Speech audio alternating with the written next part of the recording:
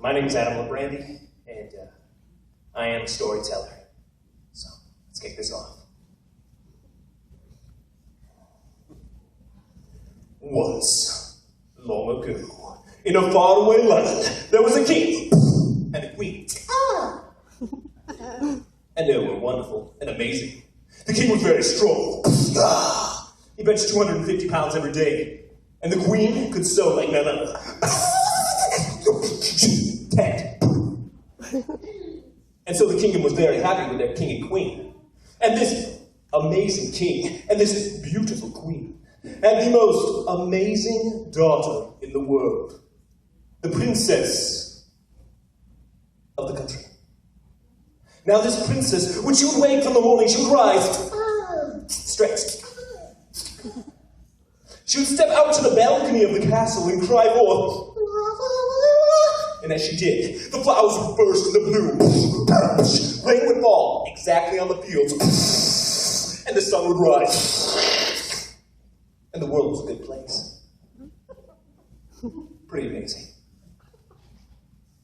Now there also was in this kingdom, of course, for no kingdom is perfect, a creature, an evil, ginormous, man-eating dragon. And the dragon was 100 feet long. Its flames were 6,332 trillion degrees. And when it blew fire, it melted glass. Not sand, glass. Into more glass. And in fact, it melted glass so often. It was like a hobby. For thousands upon thousands upon thousands upon thousands upon thousands upon thousands of years. For dragons are ancient creatures that it formed. The glass mountain of doom. And on top of this mountain, it built for itself. Imagine that dragon constructing a castle. Yes, it did. A castle of gold. Solid and perfect gold. And on this glass mountain there grew but one thing. A small golden apple tree. And anyone who ate of the golden apples was impervious to the 6,000 billion trillion degree fire that the dragon breathed. It's a win-win situation.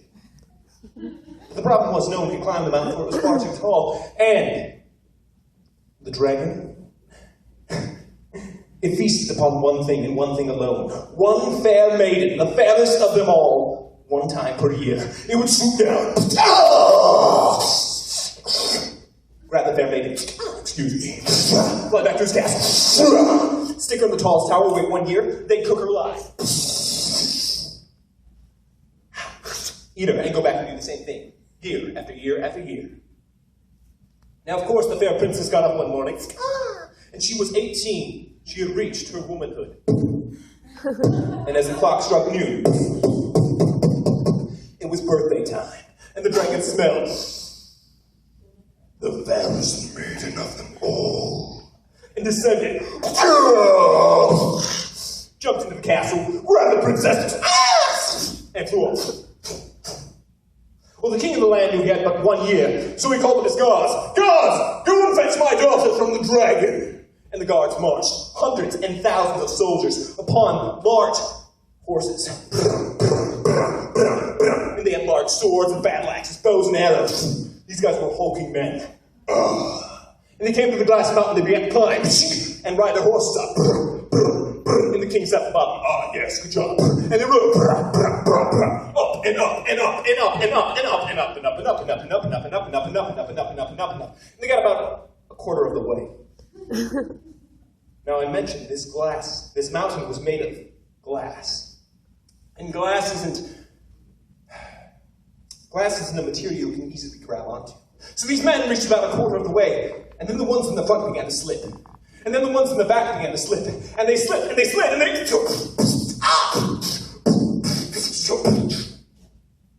I don't know if you've ever seen a man, or 700 men, fall down a mountain on top of horses.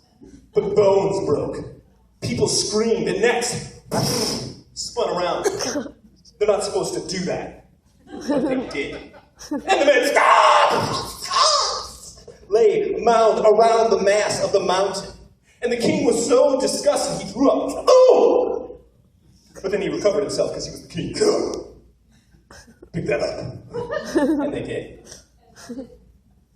Now the king knew his army had failed, so he sent forth a proclamation to every kingdom in the nearby area that any man who saves my daughter may marry her and take over my kingdom when I pass away.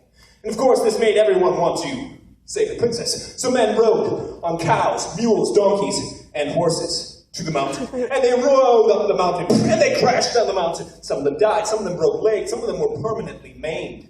It was a fiasco, not a fair. And then, when the year was almost up and the dragon was preparing to roast the princess in the tallest tower, there appeared on the scene the most magnificent knight anyone had seen yet. He stood 6'7", 350 pounds, solid muscle, no steroids. He ate a small cow for breakfast every morning.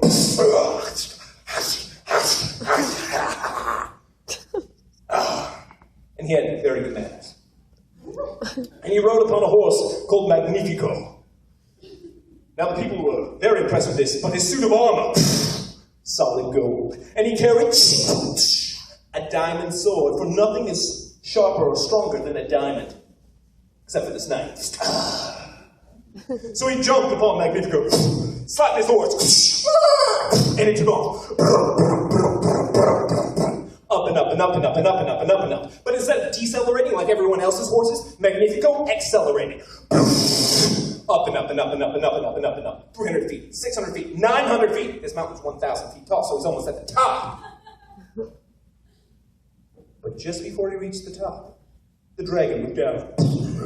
Man flesh. And swooped down upon the knight and his horse, grabbed the horse by the head, ripped it off, grabbed the knight, and ate him alive. And his sword had a long ways fall. Fell in front of his small page boy. My.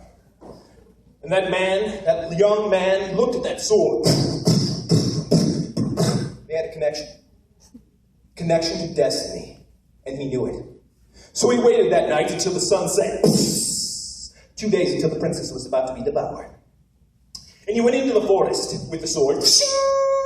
And he found a lynx, a really, really big cat. And he slew it with the sword.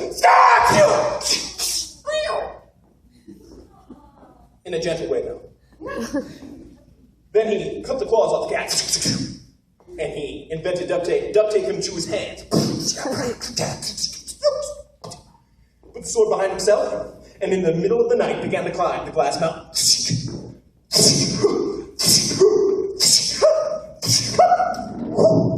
Up and up and up and up and up and up and up and up and up and up and up and up and up and up and up and up and up and up and up. He climbed. He climbed harder and faster than he had ever climbed anything in his entire life. It was extremely impressive. And he climbed and he climbed and he climbed. And the sun went down. And the sun came up.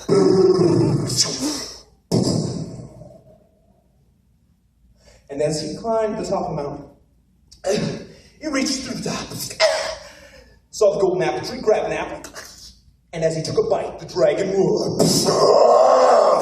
and came crashing down, breathing its flame. But of course, the young man was impervious to the flame.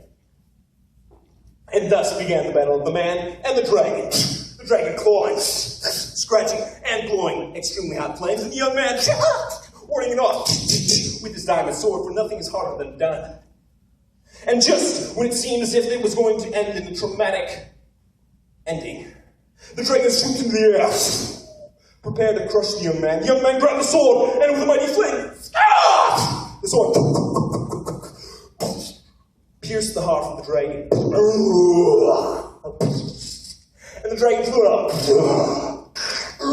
With his sword bedded into its chest. The blood came forth daintily. And it rained upon the base of the mountain where all the slain and injured men were. And as the droplets touched the men, they were healed and brought back to life. George, you were dead yesterday. I know. It was pretty amazing. Back on top of the mountain, the young man went to the castle Opened the door, climbed to the tallest tower, found the princess. They looked at one another, and instantly there was love.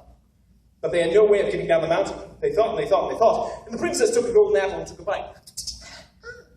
And instantly her hair grew 1,000 feet, thus solving two problems, getting down the mountain and never having to make wigs for the entire country again. And the two sailed down the hair, and there was the king and queen. That night the country feasted upon the flesh of the dragon. The next day was the wedding. And after that, the two lived happily ever after. The end.